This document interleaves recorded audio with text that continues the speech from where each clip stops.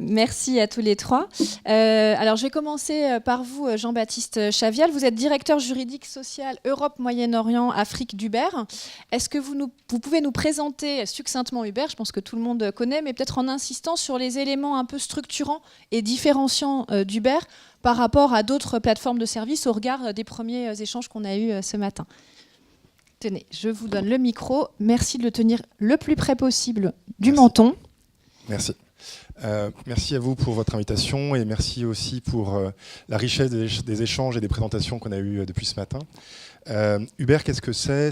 Uber se définit comme une entreprise de mise en relation entre des personnes qui veulent utiliser son application, certaines pour obtenir un service, d'autres pour le proposer. C'est vrai dans le monde du transport et c'est comme ça qu'on s'est créé dans le transport de personnes. Et puis on a vu qu'avec le même algorithme ou avec assez peu de changements, on pouvait l'étendre à d'autres types de propositions de services. Et on parle aujourd'hui de livraison de nourriture, mais peut-être demain d'autres formes de services. Ça, c'est Uber. Uber, concrètement, pour un travailleur, qu'est-ce que c'est concrètement? C'est la possibilité de télécharger une application volontairement. Sans autre contrainte que de respecter la loi. Si une personne veut s'établir, ou en tout cas veut utiliser l'application Uber en tant que chauffeur professionnel, il n'a pas d'autre obligation que de respecter la loi et donc d'avoir la licence pour ce faire. Ça, c'est la première chose. Et donc, qu'est-ce que ça veut dire? Ça veut dire qu'il n'y a pas d'effectif, par exemple. Il n'y a pas de notion de restriction d'effectif. Tout le monde peut utiliser l'application. Et ça, c'est une différence quand même majeure avec un contrat de travail pour lequel, généralement, on décroche le budget pour avoir une ouverture de poste, 3 ouvertures de poste. C'est quand même une différence majeure. La deuxième expression concrète de ce qu'est Uber, c'est la possibilité pour une personne qui veut utiliser l'application, que ce soit en tant que consommateur ou en tant que fournisseur de services, de le faire en tapant sur un bouton, simplement. Et donc c'est typiquement monsieur Dupont, chauffeur, qui, s'il veut utiliser l'application Uber dans les 2 minutes qui viennent, tape sur un bouton et pourvu qu'il y ait de la demande pour un service de transport à proximité, pourra commencer à recevoir des propositions de course. Ça, c'est une différence aussi majeure avec d'autres applications telles que celles qui ont fait l'objet de la décision de la Cour de cassation. Avec Uber, c'est le chauffeur qui unilatéralement et en temps réel décide s'il a envie d'utiliser notre application. Et il peut le faire s'il veut, puisque je viens de le dire, quand il veut, où il veut, sans forme de restriction. Notamment restriction de concurrence. J'entendais tout à l'heure l'intervenante qui parlait au nom de l'inspection du travail disant que les livreurs étaient majoritairement liés à un seul donneur d'ordre. Nous, la réalité de ce qu'on voit de l'intérieur, c'est que les plateformes se livrent entre elles une concurrence farouche parce que les livreurs ou les travailleurs utilisent un nombre incalculable de moyens d'être mis en connexion avec des fournisseurs. Ils peuvent le faire en donnant des cartes de visite, en démarchant des restaurants ou des hôtels, en utilisant d'autres applications. Et quiconque a déjà pris l'application Uber dans Paris aura sans doute vu sur le tableau de bord du chauffeur 2 ou 3 téléphones sur lesquels le chauffeur va jongler en fonction de ses intérêts économiques, en temps réel. Et donc concrètement, pour Uber, ça veut dire que je ne sais pas prédire si M. Dupont il va utiliser mon application dans la minute qui vient. Et s'il le fait, où il va le faire, pendant combien de temps, c'est quelque chose qui est intrinsèquement vécu à l'intérieur d'Uber. Et qu'est-ce que ça veut dire concrètement? Ça veut dire que le rôle d'applications comme Uber, et j'imagine comme celle de mes copanélistes, c'est d'essayer d'attirer, de retenir le maximum de flux sur l'application, que ce soit des flux de demande ou des flux de propositions de services. Si on se focalise sur la proposition de service, quand on dit attirer et retenir des travailleurs sur l'application Uber, ça veut dire aussi leur offrir des conditions de travail qui sont plus intéressantes que d'autres applications ou que d'autres moyens. Et c'est ça ce que fait Uber au quotidien. Et pour faire ça au quotidien, que fait Uber? Uber dialogue en permanence avec les chauffeurs. Et là encore, s'il y a des chauffeurs dans la salle, ils savent qu'ils doivent répondre à un certain nombre de sondages, qu'ils sont invités à un certain nombre de tables rondes, qu'il y a des centres d'accueil pour discuter des difficultés qu'ils peuvent rencontrer ou des souhaits qu'ils peuvent émettre. Et ça, Uber le vit au quotidien et ça change la vie d'Uber. Concrètement, si demain, on doit mettre en place, je ne sais pas, un paiement par espèce, par exemple en cash, en France, je ne sais pas si c'est le cas parce que je ne m'occupe pas essentiellement de la France, je suis prêt à parier que ça sera fait sur la demande des chauffeurs au travers d'un sondage et on verra quelle est la majorité retenue sur ce genre de questions et on avancera dans ces conditions-là. On va y revenir sur ces questions de comment dialoguer justement avec les travailleurs indépendants. Je vous remercie Jean-Baptiste Chavial. Je vais poser la même question à Guillaume Ernberger. Vous êtes directeur général de YOS. Alors est-ce que vous pouvez nous présenter YOS et peut-être là aussi insister sur les éléments un peu différenciants de votre plateforme par rapport à d'autres plateformes de services? Tout à fait, merci beaucoup et bonjour à tous et à toutes. Merci de votre invitation ce matin et de nous donner aussi la possibilité d'échanger, de dialoguer ensemble pour faire avancer avant tout l'avenir professionnel des entrepreneurs individuels. YOS, c'est un projet que j'ai créé il y a 2 ans qui a passé 1 an à comprendre en France les enjeux des entrepreneurs individuels et des entreprises avec lesquelles ils travaillaient. Donc, la plateforme digitale que nous avons créée a effectivement 1 an et elle vise à permettre la rencontre et l'accompagnement entre des entrepreneurs individuels et de grandes entreprises. Principalement et à 80% sur 2 verticales métiers, que sont les métiers de la technologie et les métiers du marketing.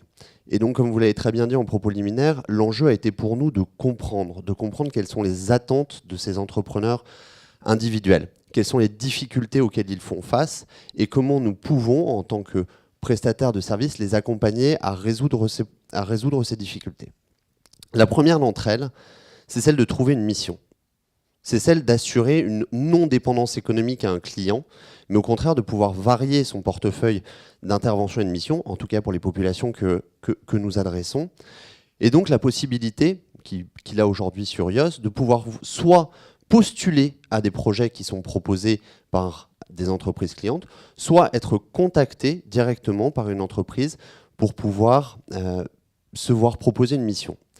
Le deuxième point, et le gros élément de différenciation par rapport à d'autres concurrents, c'est le non-affichage sur YOS du prix. Il n'y a pas de prix parce qu'un entrepreneur individuel, lorsqu'il réalise une prestation, n'a pas de prix.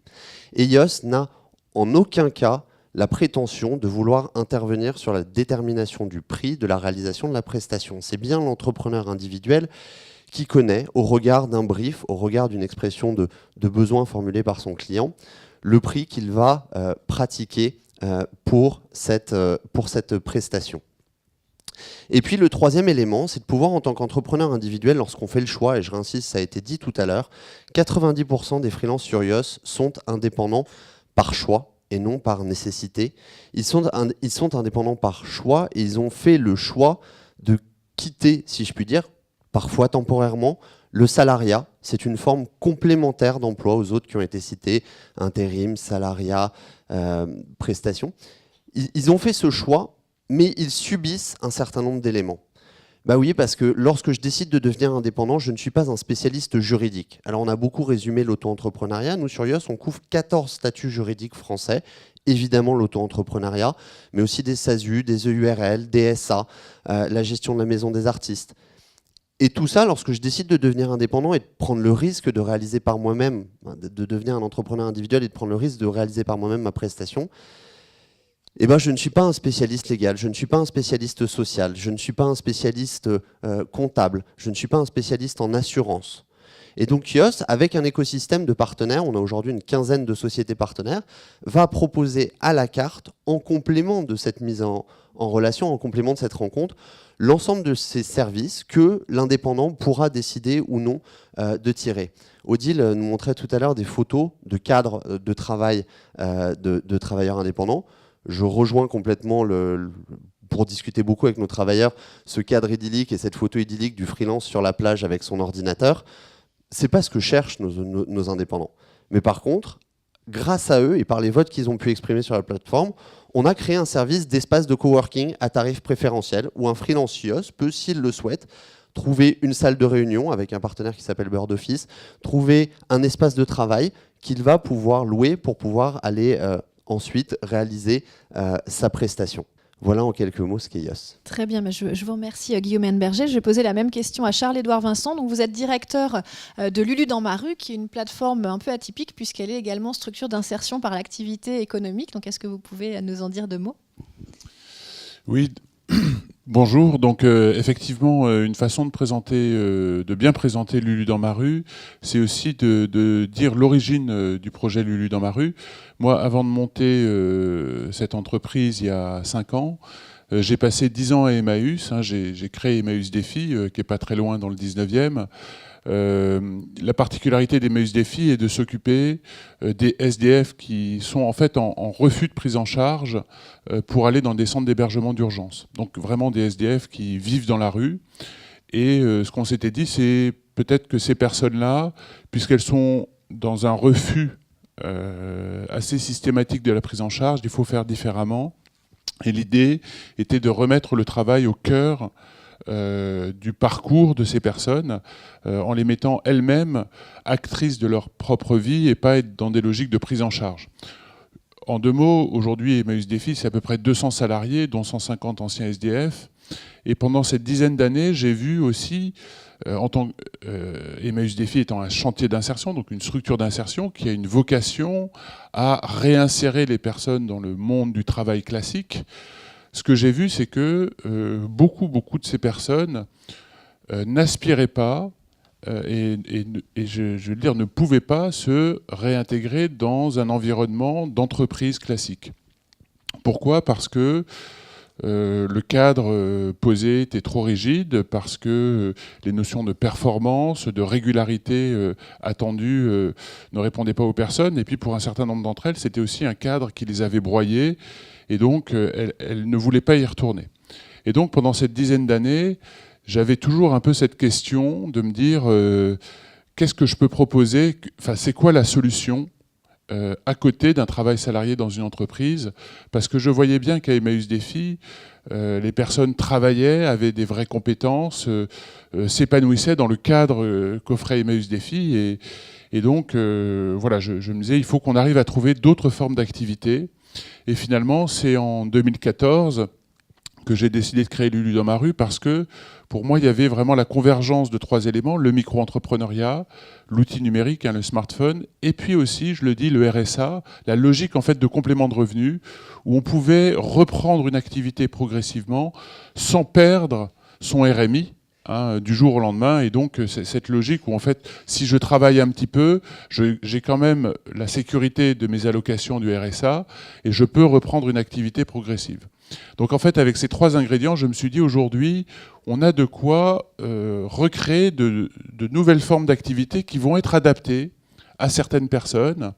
Mais en même temps, on le voit, il va falloir aussi leur permettre de trouver plus facilement des clients, parce que trouver des clients, on le sait tous, c'est ce qui est le plus difficile, même si pour certains, et je le vois, des fois trouver un client est plus facile que trouver un employeur. Mais donc on est parti un peu dans cette dynamique de se dire, essayons avec ces outils de construire une nouvelle approche et proposer du travail qui soit adapté aux personnes. Alors concrètement, Lulu dans ma rue, en fait, on se définit nous-mêmes comme une conciergerie de quartier, c'est-à-dire qu'on est sur des petits services de proximité, du bricolage à domicile, s'occuper du chat ou des plantes vertes pendant les vacances, enfin voilà, tous les petits services du quotidien où on ne sait pas trop à qui demander, où aujourd'hui il y a beaucoup de blacks, et puis, enfin, il y a beaucoup de blacks, mais il y a aussi un marché à conquérir. C'est-à-dire que ce qui est intéressant aussi avec Lulu dans ma rue, au travers de tous ces petits services, on crée de l'activité, j'ai envie de dire, ex nihilo. C'est-à-dire qu'on ne fait pas concurrence, on ne fait pas concurrence aux plombiers ou aux artisans qui ne se déplacent pas pour changer une ampoule ou une lunette de WC ou fixer une tringle à rideau. Voilà, donc on est vraiment, il n'y a pas, on va dire, d'entreprise qui propose à grande échelle de garder des poissons rouges ou des chats pendant les vacances. Donc voilà, on est dans cette logique où je pense que la technologie et ces nouvelles approches vont nous permettre aussi de créer de l'activité légale qui hier n'existait pas, parce que cette économie collaborative ou numérique permet de rendre viables ces modèles, parce qu'elle automatise la mise en relation, parce qu'elle va simplifier tout un tas d'actions, elle va permettre de faire ce travail dans un cadre légal à des coûts qui sont abordables pour les consommateurs finaux. Alors moi, ce qui m'intéresse vraiment autour du micro-entrepreneuriat et le travail que j'ai fait avec la Directe, avec la DGEFP, avec l'État, puisqu'on a, dans le cadre de la loi qui est passée cet été, Choisir son avenir professionnel, effectivement créé un 5e statut d'entreprise d'insertion, et qui est l'entreprise d'insertion par le travail indépendant. Il faut savoir que l'insertion professionnelle ne s'appuyait que sur le travail salarié. L'insertion professionnelle qui a été créée dans les années 70 ne s'appuyait que sur le travail salarié. Et moi, qu'est-ce que je voyais? C'est que ce micro-entrepreneuriat, il a ses limites. Pour beaucoup de personnes, il reste trop compliqué. Mais néanmoins, c'est la forme la plus simple de travail indépendant. Et il est très utile, je l'ai dit, pour des personnes qui vont avoir du mal à rentrer dans un cadre d'entreprise, de hiérarchie, mais qui ont du savoir-faire, ont envie d'être utiles auprès de dans leur quartier, et voilà. Donc, et puis il y a aussi des personnes, je pense notamment si on parlait tout à l'heure, la personne qui était Madame Taïeb qui est partie, parlait du plan pauvreté. Aujourd'hui, il faut se rendre compte qu'en France, la personne pauvre, c'est pas le SDF, c'est le visage type de la personne pauvre, c'est une femme seule, une mère célibataire. C'est aujourd'hui, les mères célibataires, les femmes seules avec enfants, elles ont une vraie difficulté à pouvoir, sur des métiers peu qualifiés, à pouvoir travailler et s'occuper de la garde des enfants. Donc voilà. Alors je ne suis pas du tout en train de dire que le micro-entrepreneuriat, c'est l'alpha et l'oméga du travail en France, mais ce que je dis, c'est que ça représente, dans un certain nombre de situations sociales, une réponse adaptée à des personnes. Et ce que je trouve intéressant aujourd'hui, c'est que cette économie collaborative nous permet non seulement de créer de l'activité ex nihilo, mais aussi de pouvoir être une réponse pertinente dans un certain nombre de situations sociales de personnes. Alors donc, nous aujourd'hui, Lulu dans ma rue, c'est à peu près 500, un peu plus de 500 Lulu sur Paris. On a une particularité, c'est qu'on a aussi des kiosques dans lesquels j'ai des salariés qui sont les concierges et qui ont un rôle d'animation de ces communautés de Lulu. Et puis, on est aussi très vigilant dans le soutien qu'on apporte aux Lulu, dans cette logique d'accompagnement social. On est aussi très vigilant à ce que le micro-entrepreneuriat ne soit pas un moyen de faire payer moins cher le client et d'être dans une logique de concurrence déloyale. C'est-à-dire que les Lulu aujourd'hui, en net, là je vous parle en net, en fonction des métiers qu'ils réalisent, si c'est du nettoyage, du bricolage, porter des cartons, de la manutention, il y a différents types de tarifs, mais ils vont gagner entre 12 et 30 euros net de l'heure, et ils vont travailler dans le quartier, c'est-à-dire qu'on est vigilant à ce que ce soit toujours dans une logique où il n'y a pas de temps on minimise le temps de déplacement aussi en termes de confort personnel. Donc, je dis entre 12 et 30 euros net de l'heure, c'est entre 1,5 fois et 4 fois le SMIC net horaire. Enfin, ce que je veux dire, c'est qu'on est nous-mêmes vigilants à ce que c'est pas parce qu'on fait des tâches simples à domicile qui nécessitent peu de qualification que les personnes ne doivent pas être correctement rémunérées. Et donc pour nous, l'utilisation du micro-entrepreneuriat n'est pas du tout une logique de dumping social, finalement, mais on va être vigilant à ce que les Lulu soient bien payés, et voilà.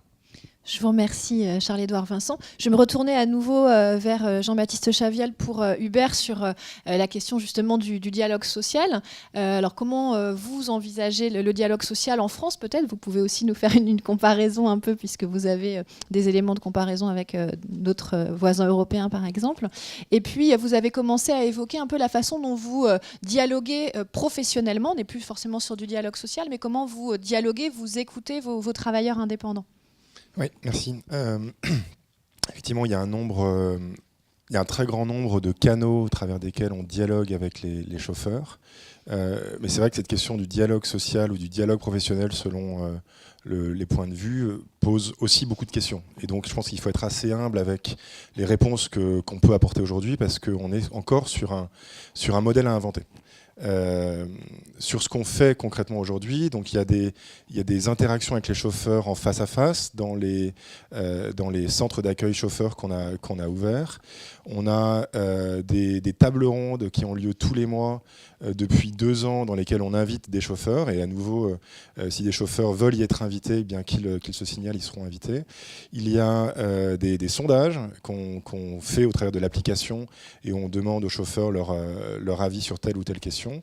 Et c'est ce qui a fait qu'on a pas mal avancé. Par exemple, on a, au travers des tables rondes, compris que les chauffeurs auraient aimé davantage d'interactions personnelles. Et donc du coup, on a mis en place une hotline au travers de laquelle les chauffeurs peuvent appeler pour poser une question, se plaindre, faire part d'une difficulté avec un passager. Ça, c'est un progrès concret qui est issu des discussions qu'on a avec les tables rondes. On a, au travers d'un sondage, décidé là aussi qu'on pourrait permettre aux chauffeurs d'utiliser une possibilité dans l'application qui leur permettrait de commander des courses sur la destination qu'ils veulent. Ça, c'est encore des choses qui sont faites grâce au dialogue social. Maintenant, il y a un certain nombre aussi de questions qui se posent. Il y a des organisations professionnelles qui nous contactent et auxquelles on répond, pas plus tard que la semaine dernière. Et tout est encore à créer. La question qui se pose, c'est au-delà de démocratie directe ou démocratie représentative, la question aussi de quelle est la représentativité, quelle est la légitimité de tel ou tel pour parler au nom d'un plus grand nombre.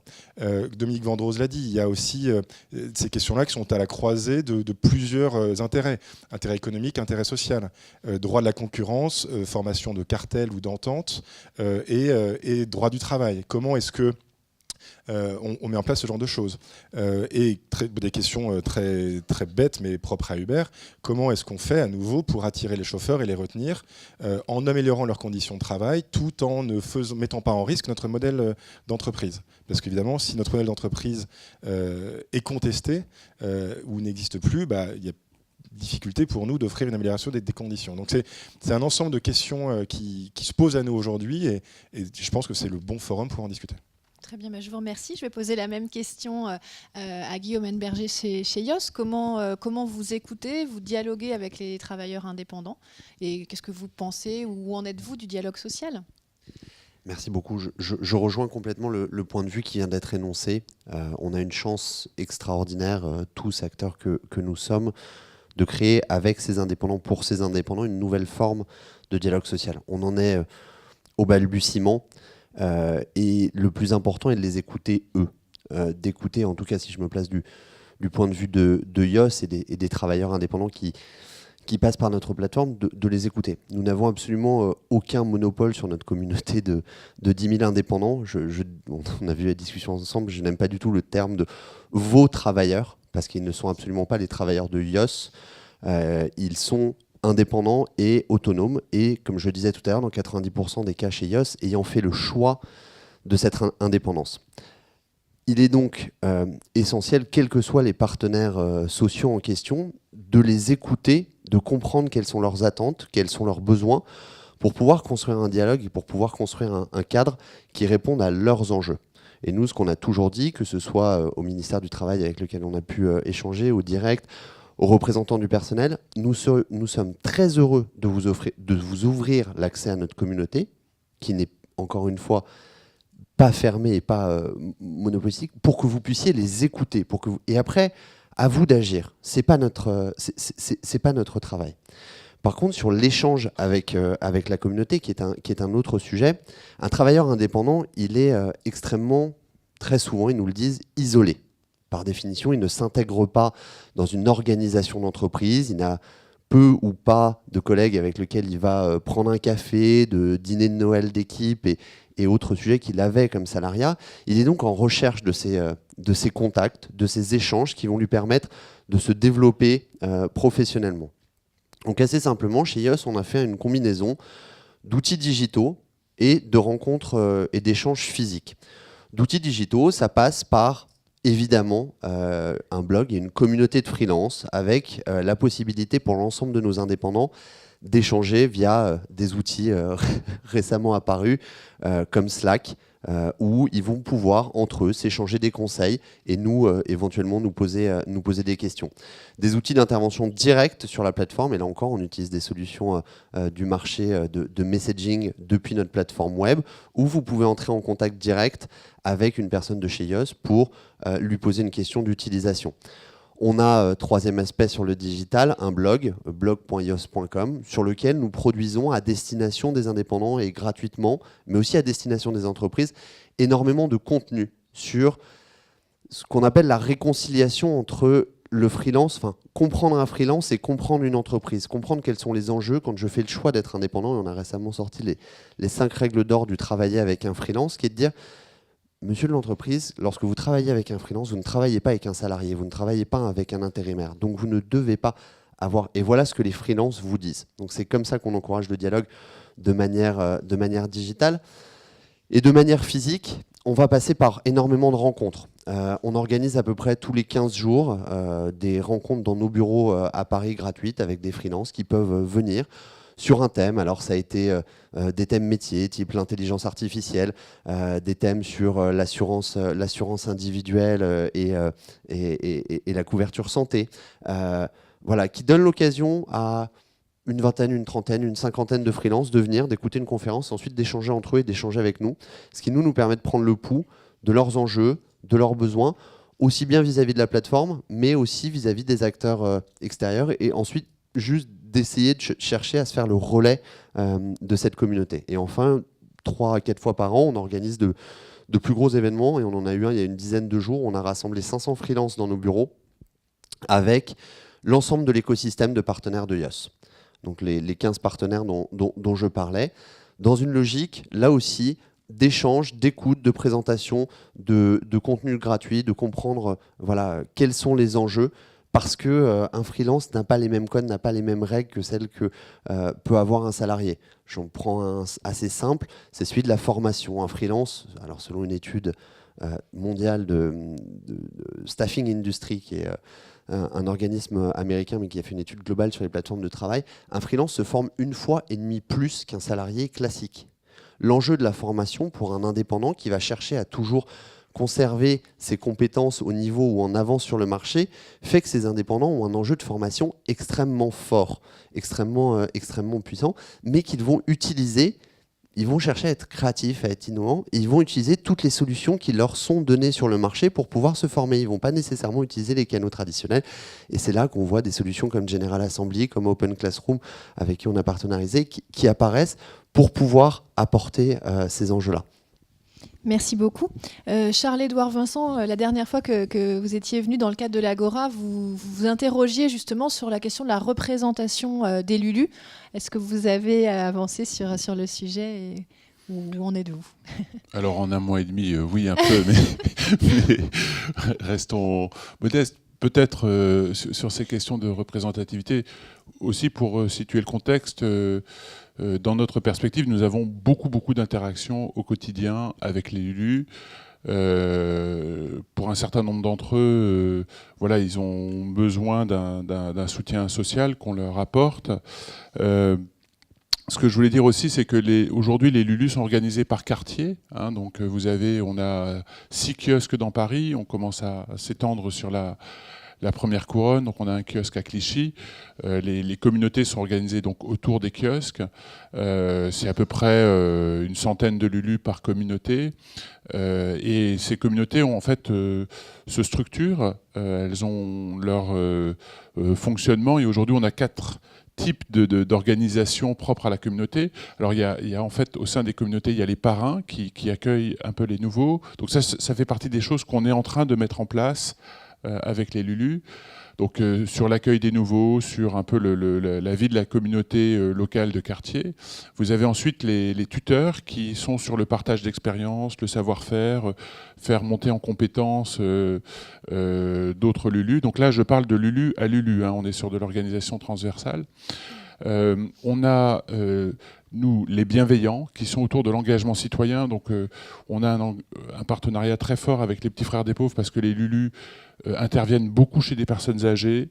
Et on voit aujourd'hui, voilà, c'est aussi une aspiration des Lulu, au-delà de l'activité qu'ils ont, de pouvoir avoir un rôle dans leur quartier, au-delà de leur activité. Et donc, il y a cette dimension-là. Et enfin, la quatrième, alors qui est importante par rapport à ce que vous me dites, c'est on a les contributeurs. Donc, les contributeurs, ce sont ceux qui vont participer à des ateliers sur comment doit évoluer l'organisation, l'offre, etc. Hein, donc, dans chaque quartier, on a des contributeurs. Et puis, nous, on va s'alimenter avec ça. Alors, j'ai envie de dire, s'alimenter en plus de tous les retours qu'ils nous font régulièrement et quotidiennement sur comment ça marche, les difficultés, etc. Notre vision, c'est que ces contributeurs, à terme, puissent aussi se structurer de manière plus forte. Hein, et je pense que la question qui se pose autour de la représentativité, c'est comment on pose ce dialogue. Hein, ce sont effectivement des indépendants, mais il y a une logique de rapport de force.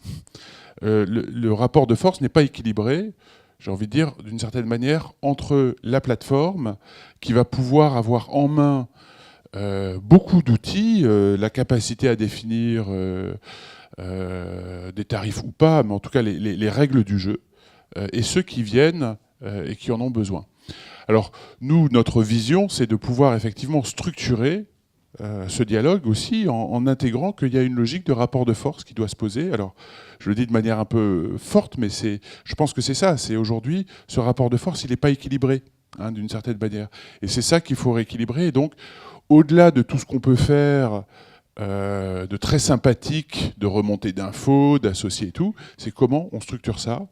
Et nous, notre souhait, c'est de tendre vers aussi le structurer, alors sous format associatif, mais que du coup, on ait aussi une structure avec qui on puisse poser le dialogue, et notamment nos relations contractuelles. Alors, ce que je voudrais dire par rapport à ça, parce que je pense que c'est aussi un peu dans le débat, il y a deux choses. Je vous parlais du rapport qui n'est pas équilibré entre une plateforme et un indépendant, mais en même temps, alors je parle pour moi, vous n'aurez peut-être pas le même avis, puis après on a des métiers, des finalités qui ne sont pas du tout les mêmes. Nous, Lulu dans ma rue, on est une entreprise sociale, une entreprise solidaire d'utilité sociale, c'est-à-dire notre finalité ultime, c'est de trouver une activité économique qui ait un impact social. Et nous, notre impact social, il va être double, il va être autour de l'insertion professionnelle et autour du lien social dans les villes.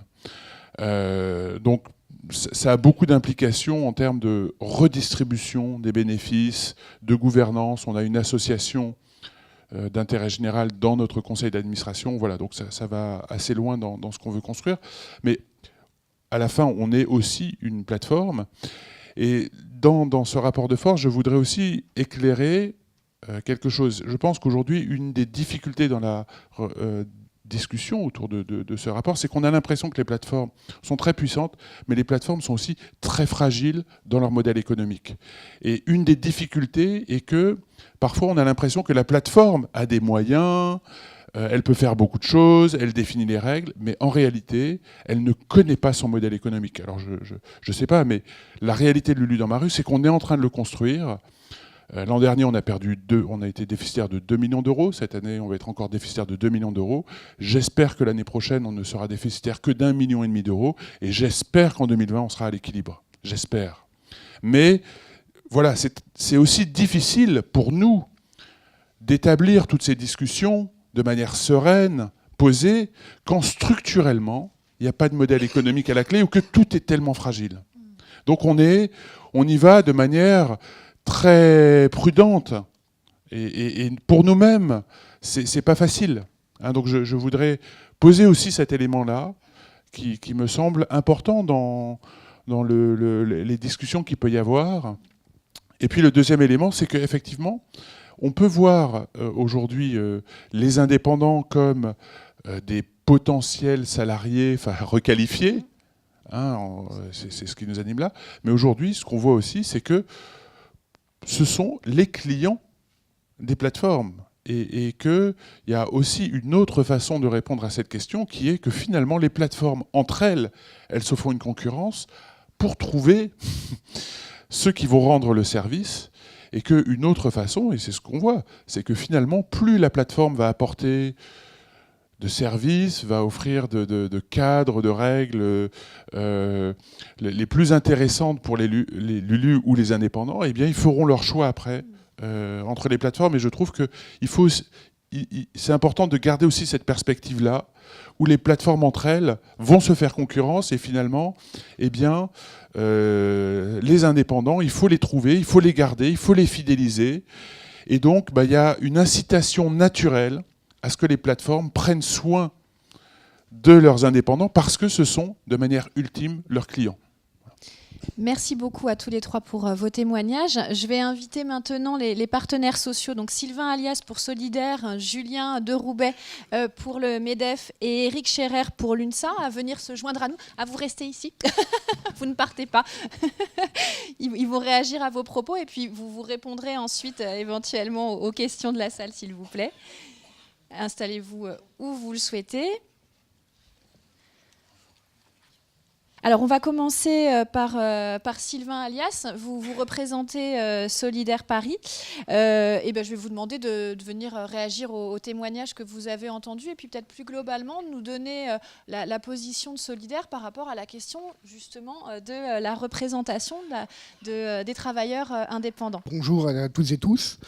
Alors oui, nous au niveau organisation syndicale interprofessionnelle, là-dessus, un peu comme d'ailleurs l'inspection du travail, on a été en fait sollicité désormais maintenant depuis plusieurs mois, même années maintenant, par les travailleuses et travailleurs des plateformes notamment de livraison, à savoir celle que tout le monde connaît, Uber Eats, Foodora, Deliveroo, Glovo, etc., qui sont venus nous trouver pour justement essayer d'organiser des choses pour notamment leurs droits et pour également gagner en revendication, voilà, et aussi au niveau syndical. Nous sommes également avec d'autres organisations et secteurs et collectifs de livreuses et livreurs aussi dans une réflexion notamment transnationale vis-à-vis des travailleuses et des travailleurs de plateforme, parce que là-dessus, oui, on a parlé du statut d'auto-entrepreneur en France, mais à savoir que Uber Eats, Foodora, et les autres plateformes, Deliveroo, sont toutes des compagnies transnationales qui existent à la fois en Europe, en Amérique, en Asie, en Océanie, et donc se pose également le problème aussi de comment, au niveau en tout cas des livreuses et des livreurs, de comment s'organiser. Alors il faut savoir d'ailleurs pour ce qui est par exemple de l'Europe qu'au niveau de 3 pays, Suisse, Autriche et Norvège, en fait ce sont ces 3 pays-là où les livreuses et les livreurs notamment de repas et des chauffeurs Uber également aussi, dans ces 3 pays, ce sont les travailleuses et les travailleurs où au niveau des plateformes, ils ont le plus de droits. Quand je dis plus de droits, c'est-à-dire qu'en fait, oui, déjà, le fait syndical est totalement reconnu au niveau de ces pays-là. C'est-à-dire que les plateformes de livraison ainsi que Uber discutent avec les syndicats VIDA pour l'Autriche, UNIA pour la Suisse et LO pour la Norvège. Et ça discute à la fois convention collective, ça négocie.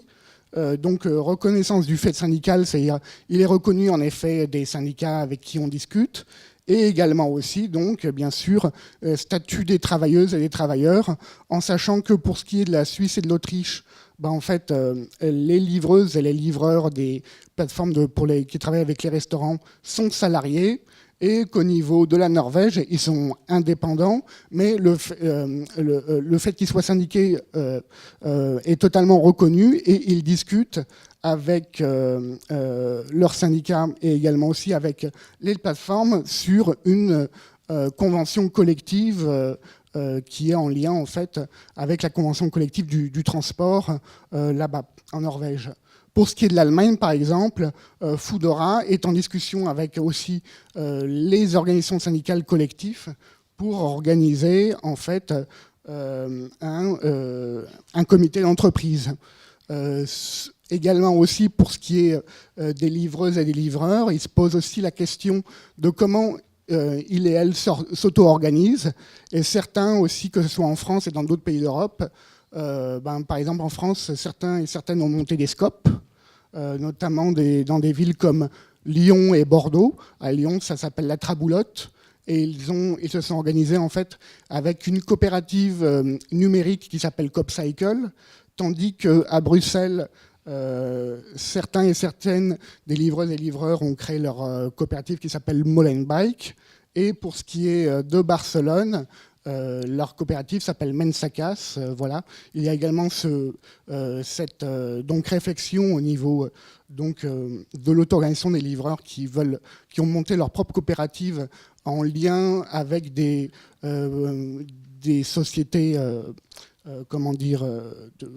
qui mettent en place des plateformes collaboratives. Et également, donc, au niveau transnational, les livreuses et les livreurs ont créé en octobre leur fédération transnationale. Avec aussi se pose la question, je termine vite fait, que ce soit en Grande-Bretagne, dans des pays comme la Grande-Bretagne, et aussi les Pays-Bas et l'Autriche, et notamment aussi, bien sûr, la France, une bonne partie des travailleuses et de ces travailleurs de livraison des plateformes de repas sont des travailleuses et travailleurs migrantes et migrants, notamment en France sans papier, et les collectifs des livreuses et livreurs et des syndicats, notamment aux Pays-Bas, donc en Autriche et en France, se posent la question de, comment notamment donner des droits à ces travailleuses et les travailleurs, et comment également faire reconnaître ce statut de travailleur et travailleur sans papier par le biais des plateformes, puisque ça aussi, ça se pose. Merci Sylvain alias pour Solidaire. Je vais maintenant donner la parole à Julien de Roubaix. Alors vous représentez le MEDEF Paris. Marie-Sophie Clavry, directrice générale, n'a pu se joindre à nous ce matin, mais je vais vous poser un peu la même question. Donc votre réaction au témoignage des représentants de plateformes et la position du MEDEF Paris-Île-de-France sur ces questions. Merci. Bonjour à tous. Donc déjà, merci aussi d'être présent aujourd'hui sur ce grand sujet. Nous, ce qu'on aimerait rappeler, on va avoir vraiment énormément de choses, donc j'essaie d'être très bref. La première, c'est de garder à l'esprit que tout ce qu'on discute ici aujourd'hui, c'est une réelle opportunité, que ce soit pour nous tous, pour les entreprises, pour les travailleurs, pour la France, qu'on est vraiment dans une notion d'opportunité réelle qui nous permet de créer quelque chose et qu'il faut, je dirais, continuer à aller de l'avant sans vouloir toujours, je dirais, barrer la route, mettre des freins. Cela étant dit, je ne vais pas revenir sur certaines choses qui ont déjà été très très bien dites par les personnes ici présentes. Ce qu'il faut vraiment rappeler, c'est qu'on est dans quelque chose qu'il faut accompagner, qu'il faut sécuriser, puisque ça répond aujourd'hui à des besoins clairs, qui sont les besoins des clients. Les entreprises n'ont pas été créées pour rien. À répondre à des besoins, on a de plus en plus l'individualisation des demandes. On va avoir tout ce qui est, aujourd'hui, qui permet de challenger aussi les entreprises traditionnelles, et surtout que ça répond aussi aux souhaits de certaines personnes qui ne se retrouvent pas dans le salariat, notamment tout ce qui est les nouvelles générations qui aspirent à plus d'autonomie, et tout ce qui va être aussi, ce qui a été dit notamment chez Lulu, qui va permettre une voie d'entrée, je dirais, sur le marché du travail d'actifs qui en sont aujourd'hui exclus. Donc, ce qu'il faut bien garder à l'esprit, c'est qu'on n'a pas une seule vérité sur ces sujets-là.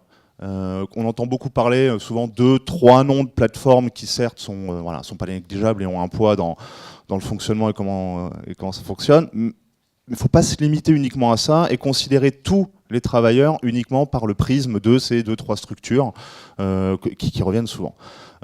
Nous, si vous voulez, l'intérêt, c'est que toutes les nouvelles formes d'emploi sont potentiellement un levier pour l'économie et qu'il faut justement sécuriser, aller vers le développement de ce système-là. Nous, au niveau du MEDEF, vraiment les propositions, ça va être sur le fait qu'il va falloir favoriser donc l'émergence de la de la transformation numérique. Donc bien sûr, ce qui nous anime aussi aujourd'hui, c'est le dialogue social, mais bien considérer qu'il y a des questions aussi transversales. On ne peut pas répondre à toutes les problématiques qui sont discutées là ce matin uniquement par le prisme du dialogue social. Il faut aussi considérer dans une autre mesure tout ce qui a trait à la fiscalité, à l'économie, etc. Donc, bon, je me ressente maintenant sur le dialogue social, mais bien garder à l'esprit que c'est vraiment une question qui est très très large et qui ne peut pas être répondue uniquement sur un seul aspect. À côté de ça, clairement, une des propositions, et qui est aussi ce qui a permis aujourd'hui aux plateformes de se développer, c'est qu'il faut rendre plus agiles les entreprises. Qu'il faut rendre plus agiles les entreprises face à ces nouveaux modèles économiques, et surtout avoir une dynamique, je dirais, de pas nécessairement poursuivre la démarche qui est déjà engagée, qui est toujours alourdir, ajouter les freins à la nouveauté, mais plutôt, je dirais, en allégeant l'existant. Notamment toujours une des questions qui est portée par le MEDEF, qui est de rendre le salariat plus compétitif, ce qui permettrait aussi de pouvoir à de nombreuses entreprises de faire appel à ce statut-là, qui pose bien moins de questions aujourd'hui que toujours les statuts d'auto-entrepreneur. Ce que je dois rajouter là-dessus, c'est qu'on l'a entendu aussi par les responsables d'entreprises qui sont là aujourd'hui, c'est qu'il faut sécuriser, accompagner le développement. Et elles sont les premières et les mieux placées pour le faire. Elles sont dans un marché concurrentiel. Elles ne peuvent pas aujourd'hui ne pas se poser les questions. Et elles sont justement les mieux placées pour, en interne, se poser ces questions-là. Et les questions, que ce soit chez Uber, chez Yos ou chez Lulu dans ma rue, ne vont pas se poser les mêmes questions pour intégrer cette dynamique-là de dialogue social. Du fait qu'elles veulent elles-mêmes, ce qui était très bien expliqué par Lulu, garder leurs travailleurs qui sont aussi clients, il va falloir par elles-mêmes, de toute façon, qu'elles travaillent sur l'amélioration, je dirais, des conditions de travail, sans pour autant que tout soit requalifié sur le statut du salarié, etc., mais bien en gardant aussi la liberté des travailleurs de rester sur ces statuts-là et de pouvoir en bénéficier. Je vais très rapidement. On est vraiment dans un tournant, comme expliqué, c'est les balbutiements, on est en train de mettre par étape, et donc il ne faut pas non plus vouloir aller trop vite, et c'est là aussi le rôle qu'on va avoir, nous tous ici, partenaires sociaux, qui est de pouvoir fournir aussi nos compétences aux plateformes pour pouvoir améliorer et toujours continuer, je dirais, nous, à aller de l'avant, sans vouloir freiner et limiter cette superbe opportunité de création de richesse et de valeur que nous avons. Merci à tous. Merci Julien de Roubaix. Je vais maintenant donner la parole à Éric Scherer, président du syndicat des employés du commerce et des interprofessionnels pour l'UNSA, de partager sa réaction et son point de vue. Oui, merci. Bonjour à toutes et à tous. Alors, on est sur une table ronde qui est comment envisager le dialogue social et quels sont les partenaires sociaux. Alors, pour moi, je vois deux types d'abord de plateformes, trois types même d'ailleurs. Il y a celles qui vont être dans de la mise en relation, celles qui vont être dans la réinsertion et celles qui vendent du service. Forcément, on n'aborde pas forcément le modèle économique, pour reprendre les propos du MEDEF, de la même façon. Alors, pour ce qui est du dialogue social, c'est vrai que c'est compliqué puisqu'on s'adresse souvent, tel que ça a été introduit, à des travailleurs indépendants, des auto-entrepreneurs, et ce qui fait que ça soit pour des organisations professionnelles, sauf si c'est les employeurs, enfin, qui ne se considèrent pas comme des employeurs, qu'on peut identifier, mais pour les organisations syndicales, finalement, on est sur un champ un peu nouveau par rapport à ce qui était notre champ normal des adhérents d'une organisation syndicale, sur des problématiques également qui ne sont pas les problématiques relations du travail, puisque c'est tel qu'on a construit ces modèles économiques. Ce qui rend la chose compliquée. Par contre, ce qu'on peut voir aussi, c'est quand on met des discussions, et il faut prendre le temps de discuter, cela dit, quand on met plus de 2 ans, pour reprendre un chiffre qui a été donné tout à l'heure, sur des tables rondes, c'est un petit peu long. Quand on voit aussi le temps qu'il a fallu pour une loi, qui est celle qui était conduite par Grand Guillaume, sur les VTC, et voir ce qui en sort, finalement, on est rattrapé maintenant par la justice, et comme ça a été dit tout à l'heure, finalement, on s'aperçoit que le modèle social, et je reviendrai tout à l'heure sur le modèle économique, on est en train de le construire par jurisprudence et par décision judiciaire, ce qui est quand même un comble. On devrait avoir la capacité de se poser, de discuter et de mettre les choses réellement, à condition, dans ces cas-là, qu'on détermine d'abord une chose qui ne conviendra pas à mon voisin, quel modèle on veut construire et qu'est-ce qui prime. Parce qu'il y a 2 façons de construire un modèle. Soit on le construit sur un modèle économique, Et c'est le modèle économique qui prime, ou soit on construit le modèle économique par rapport à un modèle social, et c'est bien les règles sociales qui priment, et le modèle économique qui s'adapte au modèle social. Et personnellement, je suis pour la deuxième solution, clairement. Après, comme ça a été dit, on voit des décisions de Cour suprême, que ce soit des États au sens État fédéral ou de pays, qui prennent des décisions et qui requalifient d'office, dans ces cas-là, les contrats. Ça a été effectivement évoqué tout à l'heure. L'Espagne, si je ne me fais pas d'erreur, a considéré que certains types de chauffeurs étaient automatiquement des salariés, un point, un trait. Et donc, dans ces cas-là, alors j'ai bien compris que la plateforme la plus considérée, que je ne citerai pas, fait des pieds et des mains pour effectivement que ça ne devienne pas définitif. Mais ça, je comprends. Là, pour le coup, elle défend son modèle économique et non pas son modèle social. Et non pas un modèle social, plus exactement. Donc, pour revenir sur les relations travail, c'est pareil. Là, la difficulté qu'on peut avoir, nous, par rapport à ces salariés, notamment ce qui va être des chauffeurs ou des livreurs, souvent pour beaucoup de ces personnes, là pour le coup ça rejoint presque le modèle de Lulu, sont des gens qui avaient du mal à aller vers l'emploi dit traditionnel. Bien. Donc ils deviennent, et c'est valorisant aussi de devenir d'une certaine façon son propre patron. Et donc, à partir de là, il y a aussi une difficulté, là aussi, de trouver, nous, organisation syndicale, avec eux, comment on crée le modèle qui leur conviendrait, c'est-à-dire, j'aurais tendance à dire, comment on les fait rentrer dans un modèle plus traditionnel de salariat, mais tout en leur permettant d'accéder à l'emploi et à l'indépendance économique. Il y a effectivement cette difficulté.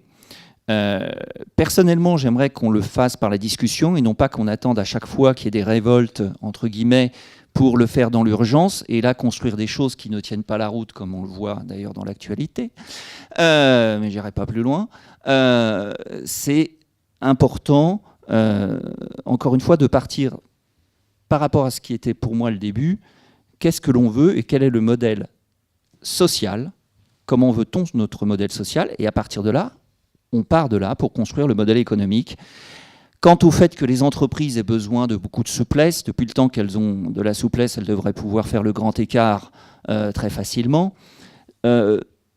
N'exagérons pas. Je veux dire, tout le monde a besoin de souplesse, tout le monde a besoin de liberté, mais ne faisons pas dire aux mots ce qu'ils ne veulent pas le dire. La liberté, ça ne peut pas être la liberté de faire n'importe quoi, n'importe comment, et quand j'en ai envie, c'est forcément en encadrant et en respectant le fait que toutes les entreprises jouent sur les mêmes règles. J'arrêterai là, mon temps est passé. Merci. Merci beaucoup à tous les 6. On va entamer les échanges ou les questions de la salle. Merci. Je crois que en fait, les interventions de messieurs Deroubet et Scherer ont bien résumé la situation qui se pose.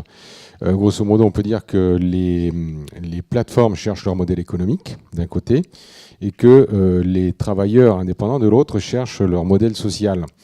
Et c'est vrai que le législateur a ouvert la porte à tout un tas de choses, enfin, en tout cas il a mis les pieds dans des territoires qu'il ne connaissait pas et qui sont en train de se construire à la force de l'usage et des habitudes qui sont en train de se prendre. Mais je crois qu'il est quand même très important que pour pouvoir permettre d'aboutir au modèle économique qu'on cherche, il faut effectivement relâcher un petit peu les liens et le carcan juridique et social du modèle social qu'on veut, parce que à force de dogmatisme, et je parle principalement pour un certain nombre d'organisations syndicales ou un certain nombre parfois d'institutions, hélas, à force de vouloir trop cadrer les choses, on va finir par étouffer et tuer le modèle économique. Il y a de nouvelles opportunités qui s'offrent, il y a de nouvelles perspectives qu'il faut accepter de regarder, tout en construisant sur des bases qui sont complètement nouvelles et sur lesquelles il faut parfois devoir considérer effectivement qu'il y a d'autres façons de faire et non pas systématiquement faire référence au modèle qu'on a dans la tête par principe, en acceptant justement de nouvelles formes et surtout sans oublier quand même qu'à la base, le travailleur a cherché son indépendance et son autonomie, et je pense que ce sont les aspects qu'il faut principalement chercher à préserver. Je vous remercie. Il y avait une question de monsieur, je crois, juste derrière, et puis voilà. Merci, bonjour. Mon nom est Fabrice Proy. Ne me jetez pas des pierres tout de suite parce que je vais être obligé de vous dire que je suis délégué syndical CGT. Je voudrais aborder 2 questions, s'il vous plaît, avec vous. La première est celle d'un mot qui n'a pas été, je crois, j'ai fait une petite pause, pardon s'il a été prononcé, mais qui est celui de la précarité. Moi, je suis conseiller du salarié. Je pense que tout le monde sait ce que c'est-à-dire que j'accompagne les gens dans les entreprises où il n'y a pas de représentation collective de défense des intérêts tous les jours. Et tous les jours, on assiste à une très très grande précarité. J'accompagne très régulièrement des gens qui, par exemple, n'ont pas eu de contrat de travail pérenne, c'est-à-dire au-delà d'un mois, depuis 5 ans, 6 ans, 7 ans. Voilà, ça c'est quand même une réalité aujourd'hui. Je voudrais savoir quelle est votre réflexion sur le sujet et comment on peut l'adresser en temps réel. Ça, c'est la première question. Et la seconde, qui me semble, en toute humilité, mériterait peut-être d'être abordée, est aussi celle des grandes entreprises qui ne sont pas forcément aujourd'hui des plateformes de services encore, mais qui vont vers ce modèle-là et qui ont une tendance à utiliser les salariés et notamment les compétences assez fines des salariés en tant que prestataires. Et qu'ils leur disent, pour poursuivre votre carrière, pour poursuivre, pour avoir un peu de projection économique, voilà, ce n'est plus possible dans l'entreprise. Par contre, à l'extérieur, vous pouvez devenir prestataire de ça, ça, ça. Voilà, merci. Donc qui encourage des anciens salariés à devenir prestataires? Ce n'est pas des anciens salariés, c'est des salariés qui sont dans l'entreprise. Oui. Des salariés qui sont dans l'entreprise, d'accord. Bonjour, Frédéric Provotel pour la société Le Lien, une société de consultants. C'est très intéressant de voir qu'il y a un pan d'activité que vous n'avez pas adressé, hormis rapidement Monsieur Alias. Alors vous avez parlé des auto-entrepreneurs, des micro-entreprises, qui sont par essence atomisées face à quelque chose d'assez central qui est l'outil. Et puis vous avez parlé du salariat, et il y a une troisième voie qui me semble extrêmement intéressante et qui ne passe pas par des relations sociales, puisque là on parle de salariés, il y a la voie des coopératives. Et ces coopératives, il me semble, permettent d'avoir de meilleures conditions d'échange entre ceux qui font effectivement le service, les livreurs, les chauffeurs et tout autre personnel qui s'occupe de faire tourner vos outils. Et puis, les développeurs d'outils qui ont des intérêts qui leur sont propres et une logique économique qui leur est propre. Mais là, pour l'instant, on voit bien qu'il n'y a pas d'équilibre dans les conditions d'échange. C'est pour ça qu'il y a des conflits, que ça va en cours de cassation, que c'est très judiciarisé. Et ce modèle de coopérative qui permettrait justement d'avoir... on parlait de représentativité, mais pour moi, elle n'est que syndicale et donc salariale. Et on n'est pas dans ce cadre-là chez vous. Ce modèle d'échange, il serait probablement plus équilibré si en face des outils, il y avait une structure qui réunisse d'une façon coopérative les entrepreneurs qui travaillent pour vous parfois en permanence sur différents sujets. Et il me semble que c'est un des sujets qui serait probablement utile pour que le modèle économique des nouvelles plateformes soit plus pérenne et que les négociations des entrepreneurs avec ces plateformes se fassent sur des bases qu'elles puissent comprendre, c'est-à-dire des bases économiques. Merci. Merci. Alors, une dernière question, bien sûr. Oui, je voulais également vous poser une question. En fait, on voit bien que le modèle économique se cherche, le modèle social se cherche, et c'est pour ça qu'on est là d'ailleurs, pour essayer de chercher ensemble. Il y a une voie également qui avait été tentée, notamment dans la loi sur la formation professionnelle avec l'amendement Taché, qui est repris dans l'article 20 de la loi là, sur les mobilités, qui est autour de la RSE, avec l'idée en fait d'avoir que les plateformes puissent élaborer une forme de charte sociale. J'aurais aimé en fait avoir votre avis sur cette orientation-là. Merci. Je vous propose qu'on réponde d'abord à ces premières questions et puis on redonnera le micro, promis, On redonnera. Bon, d'accord, Anne-Juliette. Alors, allez-y, posez votre question. Je ne peux pas résister à Merci, parce qu'effectivement, ça manque un peu. C'est de ma faute, hein, j'aurais pu être à la tribune. Mais bon. Par rapport aux plateformes... alors, Anne-Juliette Tillet, je suis secrétaire générale de l'UNSA à Paris. Par rapport aux plateformes, malheureusement, dans les entreprises, les grandes entreprises en France, souvent, elles sont délocalisées en Pologne, en Inde, et là où ça coûte pas cher, Maroc. Bon. Par rapport à la situation des auto-entrepreneurs, on voit bien à quel point c'est difficile de tenir 2 ans en auto-entrepreneuriat. Que les premières années, c'est plus facile parce qu'on a un assouplissement des charges, mais qu'après, il faut pouvoir tenir dans le temps. Et moi, j'ai envie de vous poser la question. Quelle est la durée de vie, la durée moyenne des contrats que vous avez dans vos plateformes? Ça, c'est la première. Lulu dans ma rue, je pense que c'est quelque chose de particulier, qui est beaucoup plus séduisant parce qu'on a l'impression que c'est des vraies créations d'emplois, de remise dans l'emploi. Donc, ce n'est pas tout à fait la même chose. Et donc, c'est un challenge beaucoup plus difficile, mais en même temps ô combien social et nécessaire. Et j'espère que ça portera ses fruits sur du long terme. Par rapport aux autres plateformes, donc voilà, moi je m'interroge dans la mesure où on voit bien que c'est effectivement ceux qui sont les jeunes et les vieux qui sont les deux bouts qui sont les plus touchés par rapport à l'emploi qu'on retrouve dans ces situations. Donc j'aurais souhaité avoir la moyenne d'ancienneté des salariés de ces plateformes. Merci. Merci beaucoup. On a donc 6 questions. Alors, une première question qui était plutôt sous forme de remarque finalement autour de la volonté de certaines organisations et de certains acteurs institutionnels de rester focalisés sur la relation de salariat finalement et donc de peut-être pas laisser suffisamment de place au développement des travailleurs indépendants. Est-ce que là-dessus, vous avez certains d'entre vous souhaitent réagir ?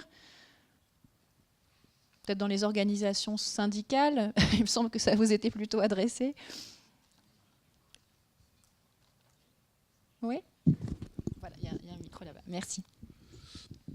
Oui, ce qui est clair, c'est qu'en tout cas, au niveau surtout de celles et ceux qui travaillent pour les plateformes de livraison de repas, par exemple, il est clair qu'il y a une revendication centrale qui est quand même d'être considérés en tant que travailleuses et travailleurs, donc ayant des droit à un salaire, à quelque chose, en tout cas un revenu minimum, un salaire minimum, droit à pouvoir bénéficier d'une sécurité sociale et droit également à pouvoir bénéficier aussi de jours de congé, parce que c'est là où le bas blesse aussi.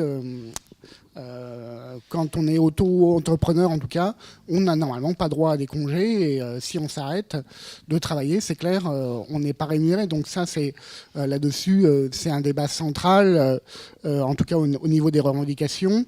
Et c'est pour l'instant, en tout cas, l'une des solutions qu'ont trouvé certaines et certains dans les livreuses et les livreurs, en tout cas, notamment sur certaines villes, de se constituer en scope pour bénéficier de droits comme ça, quoi. Voilà. Merci. Une autre question autour de la précarité des salariés. Alors là, je pense que je vois Lulu dans ma rue qui évidemment souhaite réagir. Oui, à la fois à cette question et puis peut-être aussi sur l'approche très duale entre modèle économique et modèle social. Qu'est-ce qu'il faut privilégier ? Je voudrais juste relativiser un tout petit peu. Ils ne sont pas si dissociés que ça. Et c'est vraiment... Les deux s'alimentent et il y a des fortes interactions. Donc voilà, j'aurais, moi, des petites vigilances à dire les plateformes ont besoin de privilégier leur modèle économique. Il faut que pour les travailleurs, il y a évidemment le modèle social où la puissance publique doit veiller au modèle social. Je pense que l'un alimente l'autre d'une certaine manière. Et voilà. Alors, ça rejoint un peu la question de la précarité.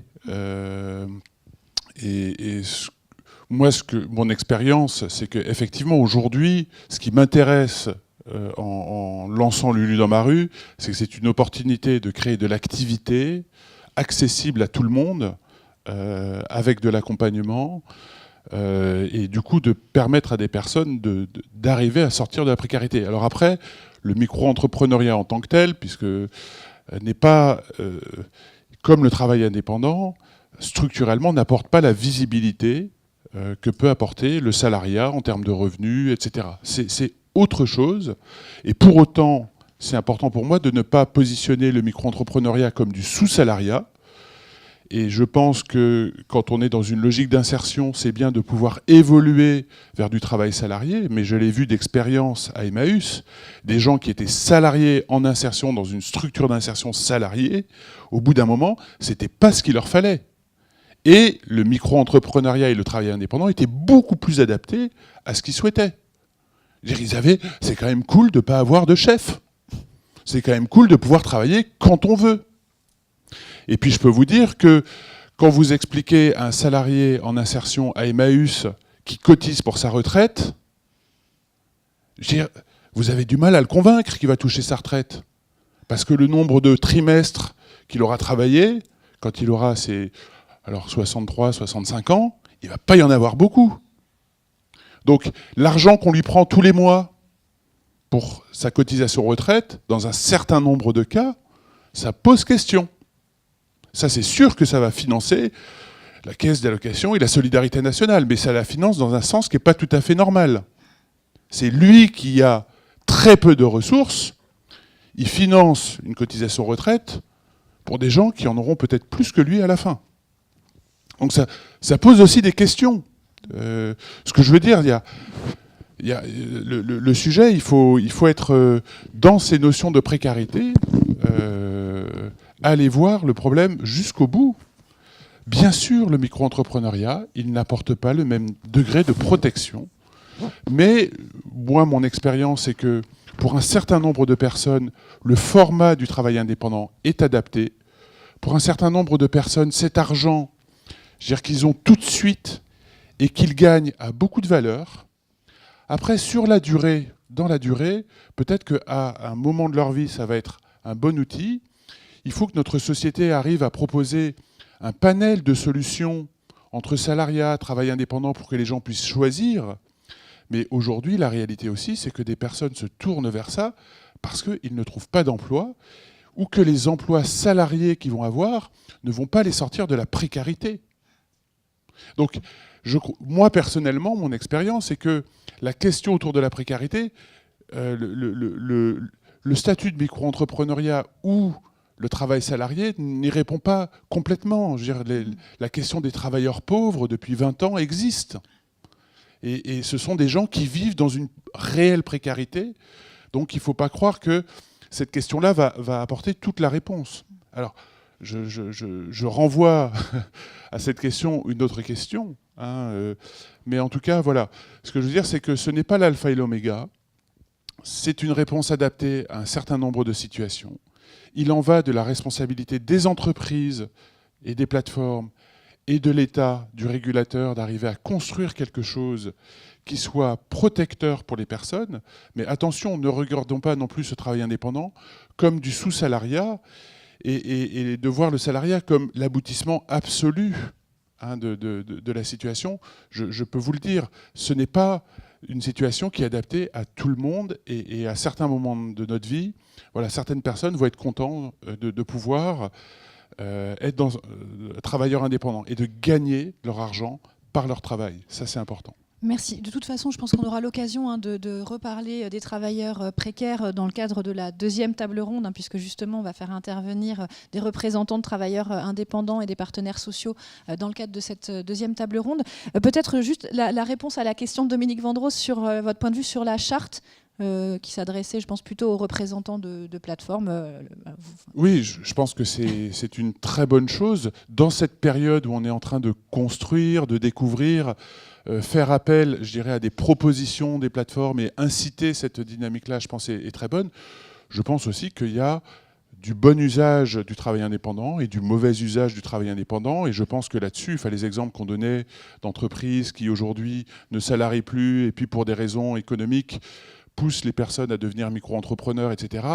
Pour moi, ça c'est clairement dévoyer l'esprit dans lequel a été conçu ce travail indépendant. Et là-dessus, il faut être sans pitié. Voilà, donc je pense que l'État a quand même un rôle de régulateur et de poser un cadre strict et ferme pour aussi que les entreprises se développent dans ce cadre-là et qu'on protège aussi les travailleurs, ça c'est clair. Vous voulez peut-être réagir, Jean-Baptiste Chaviel ou Guillaume Oui, en 2 mots pour dire que la charte le concept de charte a ses mérites et ses défauts, mais si on doit lui trouver une valeur, c'est celle d'une solution créative à une équation qui est un peu insoluble. C'est-à-dire que, comme monsieur disait tout à l'heure, on est dans une situation un peu binaire où soit on est salarié et on a tout, soit on est indépendant et on n'a rien. Et les plateformes comme les nôtres qui essayent de faire vivre le travail indépendant et au travers de ça de survivre elles-mêmes, se retrouvent dans une situation où elles n'ont pas le droit d'améliorer la condition des travailleurs pour les attirer et les retenir. Je prends un exemple débile, mais une entreprise comme Uber a pris un risque en décidant du jour au lendemain d'offrir une sécurité sociale, une assurance à tous les travailleurs dès le premier euro généré au travers d'un partenariat avec AXA.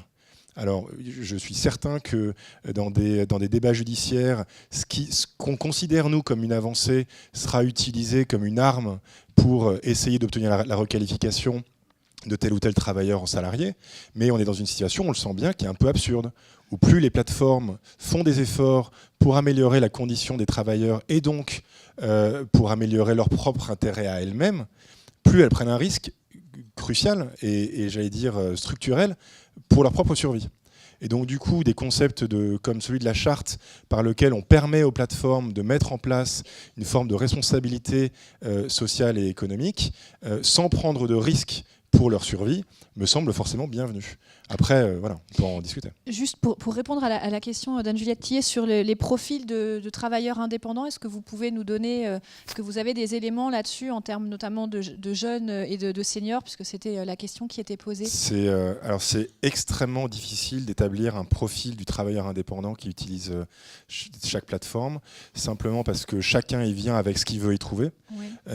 et qu'on ne le contrôle pas. C'est la première des choses. Après, nous, ce qu'on voit concrètement, c'est que des plateformes comme Uber Eats n'ont pas du tout le même profil d'utilisateurs que des plateformes comme Uber X. Sur Uber Eats, on va clairement trouver des gens qui viennent pour un petit job d'appoint. C'est des étudiants qui viennent gagner un peu d'argent. Enfin, moi, en tout cas, quand j'étais étudiant, j'aurais rêvé d'avoir ça, clairement. Ensuite, sur Uber, chauffeur professionnel, la réglementation a fait que ça en est devenu un métier. Et donc, du coup, on a des gens qui l'utilisent de manière plus intensive. Mais attention, ça reste un outil. Et donc, cet outil-là, il va être utilisé par des indépendants.